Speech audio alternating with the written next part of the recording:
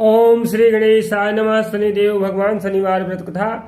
एक समय सूर्य, चंद्रमा, मंगल, बुध, बृहस्पति, शुक्र, शनि, राहु और केतु इन 9 ग्रहों में आपस में विवाद हो गया। हमसे सबसे बड़ा कौन है। सब अपने आप को बड़ा ही कहते थे। जब आपस में कोई निश्चय नहीं हो सका तो सब आपस में झगड़ते हुए देवराज इंद्र के पास गए और कहने लगे कि आप सब देवताओं के राजा हैं, इसलिए आप हमारा न्याय करके बतलाइए कि हम 9 ग्रहों में सबसे बड़ा कौन है। देवराज इंद्र देवताओं का प्रश्न सुन करके घबरा गए और कहने लगे कि मुझ में यह सामर्थ हिम्मत नहीं है कि मैं किसी को छोटा या बड़ा बतला सकूं। मैं अपने मुख से कुछ नहीं कह सकता हूं। हाँ, एक उपाय हो सकता है। इस समय पृथ्वी पर राजा विक्रमादित्य दूसरों के दुखों का निवारण करने वाले हैं, इसलिए आप सब मिलकर के उन्हीं के पास जाएं। वही आपके विवाद का निवारण कर सकेंगे। सभी ग्रह देवता देवलोक से चल करके भूलोक पृथ्वी पर आकर के राजा विक्रमादित्य के सभा में उपस्थित हुए और अपना अपना प्रश्न राजा के सामने रखा। राजा विक्रमादित्य ग्रहों की बात सुनकर के गहरी चिंता में पड़ गए कि मैं अपने मुख से किसको छोटा और किसको बड़ा बतलाऊंगा। जिसको छोटा बताऊंगा वही क्रोध करेगा। उनका झगड़ा निपटाने के लिए उन्होंने यह एक उपाय सोचा और सोना, चांदी, कांसा, पीतल, शीशा, रांगा, जस्ता, अभ्रक और लोहा 9 धातुओं के आसन बनवाए। सब आसनों को क्रम से जैसे सोना सबसे पहले और लोहा सबसे पीछे बिछाया गया। इसके पश्चात राजा ने सब ग्रहों से कहा कि आप सब अपना अपना आसन ग्रहण करिए। जिसका आसन सबसे आगे होगा वह सबसे बड़ा होगा और जिसका आसन सबसे पीछे होगा वह सबसे छोटा जानिए। क्योंकि लोहा सबसे पीछे था और वह संदेव का आसन था, इसलिए संदेव ने समझ लिया कि राजा ने मुझको सबसे छोटा बना दिया है। इस निर्णय पर संदेव को बहुत ही क्रोध आया। उन्होंने कहा कि राजा तो मेरे पराक्रम को नहीं जानता है। सूर्य एक राशि पर 1 महीना, चंद्रमा सब 2 महीने 2 दिन और मंगल 1.5 महीने रहता है। बृहस्पति 13 महीने, बुध और शुक्र 1-1 महीने विचरण करते हैं। परंतु मैं एक राशि पर 2.5 वर्ष से लेकर 7.5 साल तक रहता हूँ। बड़े बड़े देवताओं को मैंने भी पानी पिला दिया है, अर्थात भीषण दुख दिया है। राजन सुन लो, श्री रामचंद्र जी के ऊपर जब 7.5 आई और उन्हें वनवास हो गया, रावण पर भी जब आई 7.5 का प्रकोप, तब राम बांदरों की सेना लेकर के लंका पर चढ़ाई कर दी और रावण के कुल का नाश कर दिया है। राजन, अब तुम सावधान रहना। राजा विक्रमादित्य ने कहा, जो कुछ भाग्य में होगा देखा जाएगा। इसके बाद अन्य ग्रह तो प्रसन्नता के साथ अपने अपने स्थान पर चले गए, परंतु संदेव का क्रोध के साथ वहां से सिधारे। कुछ काल व्यतीत हो जाने पर राजा विक्रमादित्य की 7.5 की दशा आई तो संदेव घोड़ों का सौदागर बन करके अनेक सुंदर घोड़ों के सहित राजा विक्रमादित्य की राजधानी में आए। जब राजा ने घोड़ों के सौदागर को आने की खबर सुनी तो अपने अश्वपाल को अच्छे अच्छे घोड़े खरीदने की आज्ञा दी। अश्वपाल अर्थात घोड़े का रक्षक ऐसी अच्छी नस्ल के घोड़े को देख करके और उसका मूल्य सुनकर चकित हो गया और तुरंत ही राजा को खबर दी कि राजा विक्रमादित्य उन घोड़ों को देख करके हैरान रह गए, चकित रह गए, दंग रह गए। अच्छा घोड़ा चुन करके सवारी के लिए उस पर चढ़े। राजा की पीठ पर चढ़ते ही घोड़ा तेजी से भागा और घोड़ा बहुत दूर घने जंगल में जाकर के राजा को छोड़ करके अंतर्धान हो गया। इसके बाद राजा विक्रमादित्य अकेला जंगल में भटकता रहा।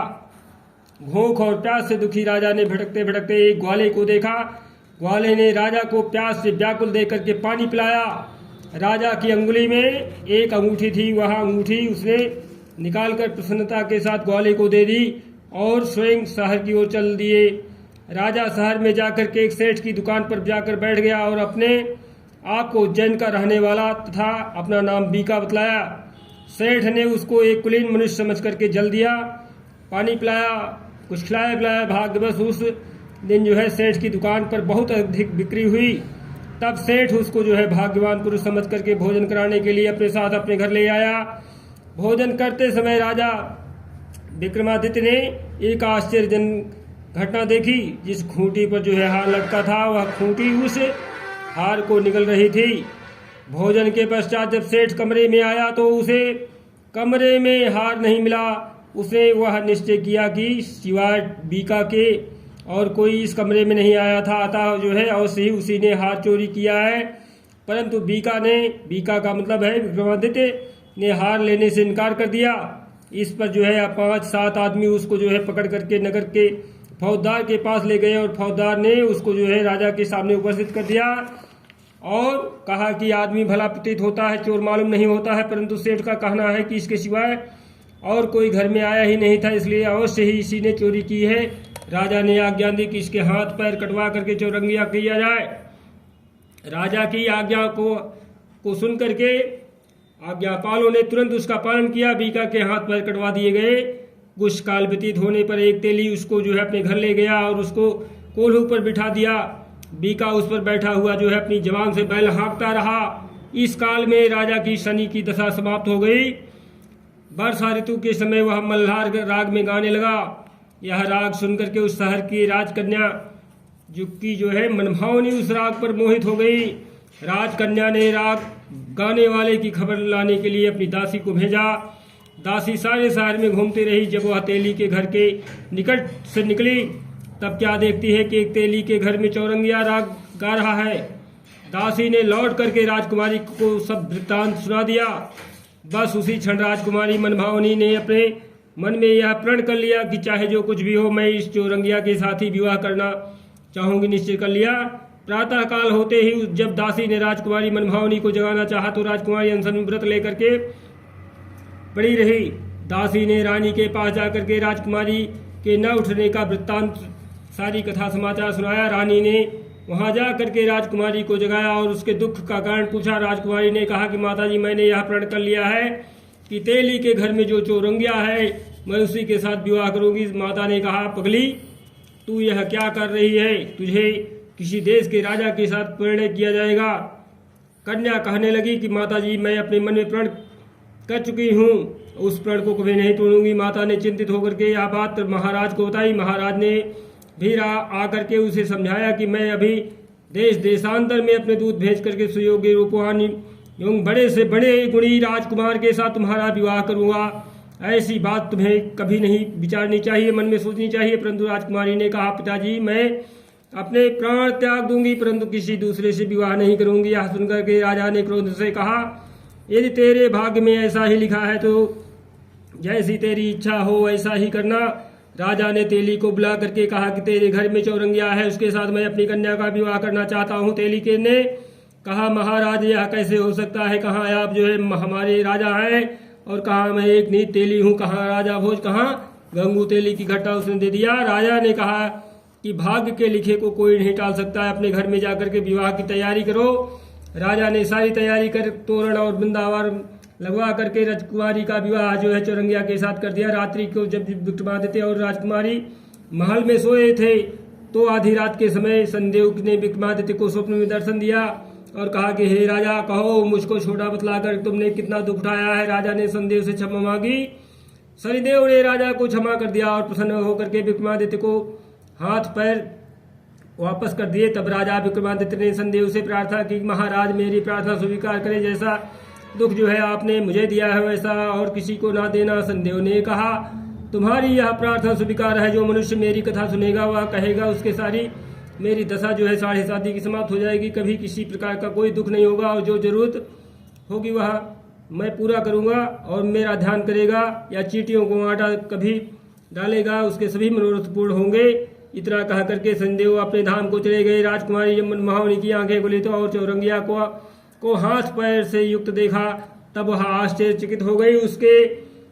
उसको देख करके राजा विक्रमादित्य ने अपनी समस्त हाल कहा कि मैं उज्जैन का राजा विक्रमादित्य हूँ। यह घटना सुन करके राजकुमारी अत्यंत प्रसन्न हुई। प्रातः काल राजकुमारी ने उसको उसकी सखियों के साथ जो है पिछली रात का हाल चाल पूछा तो उसने अपने पति का समस्त वृत्तांत का सुनाया। तब उसने जो है सबसे प्रसन्नता पूर्वक जाकर के यह बात प्रकट किया कि ईश्वर ने आपकी मनोकामना पूर्ण कर दी है। जब उस सेठ ने यह घटना सुनी तो वह राजा विक्रमादित्य के पास आया और उसके पैरों पर गिर करके क्षमा मांगने लगा कि आप जो है आपके ऊपर मैंने चोरी का झूठा आरोप लगाया था, आप मुझे जो दंड देना चाहे वह दंड दीजिए, मैं इसे स्वीकार है। राजा ने कहा, मुझ पर संदेह के प्रकोप था, इसी कारण यह सब दुख मुझे प्राप्त हुआ है, इसमें तुम्हारा कोई दोष नहीं। तुम अपने घर जाकर के अपनी कार्य को पूरा करो, तुम्हारा कोई अपराध नहीं है। सेठ बोला, महाराज मुझे तभी शांति मिलेगी जब आप मेरे घर चल करके प्रीत पूर्वक भोजन करेंगे। राजा ने कहा, जैसी आपकी इच्छा है वैसा ही करेंगे। सेठ ने अपने घर जाकर के अनेक प्रकार के सुंदर व्यंजन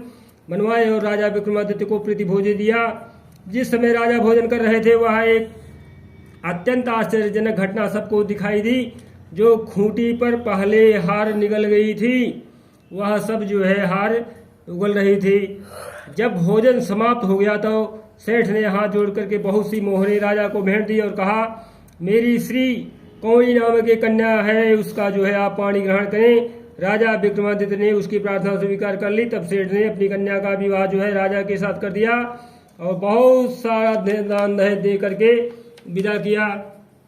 कुछ दिन तक इस प्रकार से राजा राज्य में निवास करने के पश्चात राजा विक्रमादित्य ने अपने ससुर से राजा से कहा कि अब मेरी जो है उज्जैन जाने की इच्छा है, अर्थात मैं अपनी नगरी को जाऊंगा। कुछ दिन बाद विदा लेकर के राजकुमारी मनभावनी श्रेष्ठ की कन्या श्री कौरी तथा दोनों जगह दहेज में प्राप्त अनेक प्रकार के दास दासी नौकर चाकर रुपया पैसा रथ पालकियों के साथ राजा विक्रमादित्य जो है उज्जैन की तरफ चले। जब वह शहर के निकट पहुंचे और पूर्ववासियों ने राजा को आने का संवाद सुना तो उज्जैन की समस्त प्रजा जो है ग्वानी के लिए आई। प्रसन्नता से जो है राजा अपने महल में पधारे। सारे नगर में भारी उत्सव मनाया गया और रात्रि को दीपमाला की गई। दूसरे दिन राजा ने अपने पूरे राज्य में घोषणा करवाई कि संदेवता सब ग्रहों में सर्वोपरि है, मैंने इनको छोटा बतलाया है, इसी से मुझको यह दुख प्राप्त हुआ है। इस प्रकार सारे राज्य में संदेव की पूजा और कथा होने लगी। राजा और प्रजा अनेक प्रकार के सुख भोगती रही। जो कोई संदेव भगवान की इस कथा को पढ़ता है या सुनाता है, संदेव की कृपा से उसके सब दुख दूर हो जाते हैं। व्रत के दिन जो है संदेव की कथा को पाठ अवश्य करना चाहिए। ओम शांति ओम शांति ओम शांति। श्री संदेव जी की आरती। जय जय शनिदेव महाराजा, जन के संकट हरने वाले, तुम शौर्य पौत्र बलधारी, भय मानत दुनिया सारी जी। साधत हो दुर्लभ काज, तुम धर्म राज के भाई, जम क्रूरता पाई जी, गन गर्जन करते आवाज, तुम नील देव विकरारी जी, मानत है दुनिया सारी जी। भैंसा पर करत सवारी जी, कर लोहा गदा रहे साज, तुम विभूति रंग बनाओ जी, निर्धन सिर छत्र धराओ जी। समर्थ हो करन मम काज, राजा को राज मिटाओ जी। जिन भगतों पर फेर दिमायो जी, जग में हो गई जय जयकार। तुम हो स्वामी हर चरणन सिर करत नमामि जी, पूर्वो जन जन की आस, यह पूजा देव तिहारी जी। जय जय श्री शनिदेव महाराज, हम करत दीन भाव ते प्यारी जी, अंगीकृत करो कृपाल जी। प्रभु सुधि दृष्ट निहारो जी, क्षमिए अपराध हमारो जी। है हाथ तिहारे ही लाज, हम बहुत विपत्ति घबराए जी। शरणागति तुम्हारी आए जी, प्रभु सिद्धि करो सब काज। यह विनय कर जोर कर भक्तों सुनाओ जी, तुम देवन के सिरताज। जय जय श्री शनिदेव प्रभु, करिए मन की आज। जय श्री शनिदेव भगवान की।